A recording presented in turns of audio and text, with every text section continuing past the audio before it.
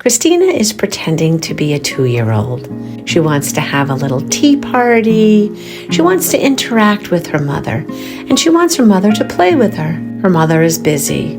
She's distracted by her phone. She moves her items closer to her mother, and she just wants her mother to look at her, play with her, and talk to her. But at this time, her mother is just too busy on her phone.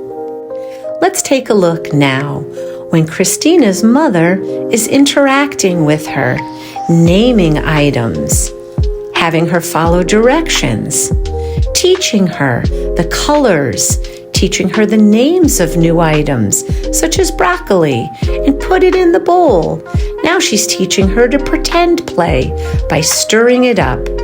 They're enjoying the activity, smiling, even pretending to smell the soup. This is what young children need.